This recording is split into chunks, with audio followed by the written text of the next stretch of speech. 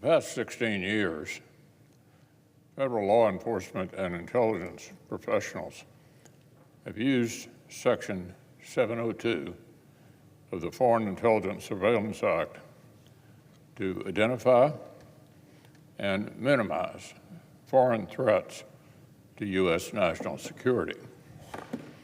The carefully targeted authorities established back in 2008 are an essential tool for staying in step ahead of non-U.S. persons who seek to harm the American people. But unless the Senate acts today, those authorities will end tonight. Our friends in the House understood the threat. On a bipartisan basis, they spent months working to craft sensible reforms to guard against future abuses, made changes to adapt the program to meet the demands of new technologies, and took tough votes against amendments that may sound good, but would actually kill the program. The House deserves credit for reforming and reauthorizing this essential authority. Now, the Senate's choice is clear. We could pass the House's reform bill, or, given the late hour and political reality, we can essentially doom the program to go dark. Pass the House reform bill, or give free rein to foreign intelligence operatives and terrorists to target America. Now, over the past few days, a number of our colleagues have drawn some puzzling conclusions about the House-passed bill that would allow us to prevent Section 702 from lapsing. We've heard that overdue reforms to bring this portion of the statute up to date with modern communications technology amount to a massive new dragnet to surveil innocent U.S. citizens.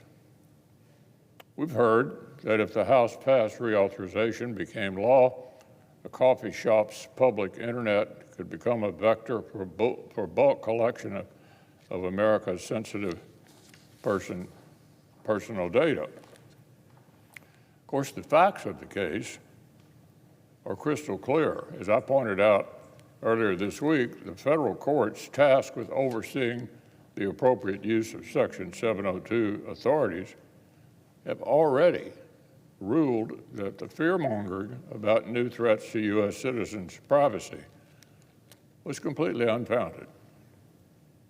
Yesterday, we even heard the Democratic whip suggest that a lapse in authorities wouldn't really mean going dark, even though they expire at midnight.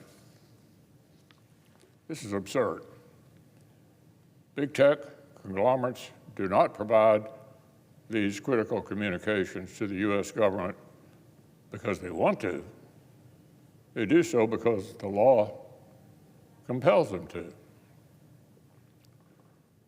When that compulsion disappears, who are they going to listen to? Their customers or the FBI asking nicely? Once Section 702 expires, companies will stop complying. It will be up to the government to play a slow and painstaking game of whack-a-mole in court against an army of the most sophisticated lawyers in the country. And in the meantime, actionable intelligence will pass us right by. This is not a hypothetical. It's actually happened before. Following a similar lapse in authority during the Bush administration, Attorney General Mukasey observed that providers, quote, delayed or refused compliance with our request to initiate new surveillance of terrorists and other foreign intelligence targets under existing directives. He went on that this, quote, led directly to degraded intelligence capability.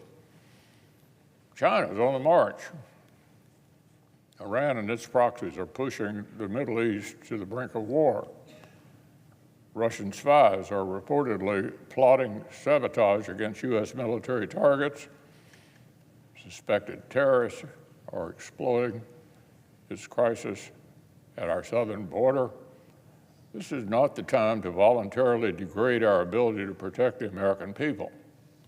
This is not the time for facile arguments about issues this legislation addresses head on. Today, power rests with the Senate. This is the end of the line. There's no one coming to relieve us of our duty. Just like the real-world consequences America will face if the House fails to pass a national security supplemental, there will be serious consequences if the Senate fails to do its job today. The stakes of such an outcome are grave. The authorities in question today have quite literally been the only defense against would-be national security disasters. The year after Section 702 was enacted, it was used to foil an active plot to bomb the subway in New York. As our colleague Senator Cornyn explained yesterday, Section 702 was behind 70% of the intelligence community's surveillance of the cartel's synthetic narcotic operations last year. The threats to American security are flashing red. Our adversaries are as intent as ever on sowing chaos and violence. And a vote to send this critical legislation back to the House today is a vote to make their job easier. The Senate must not let Section 702 go dark.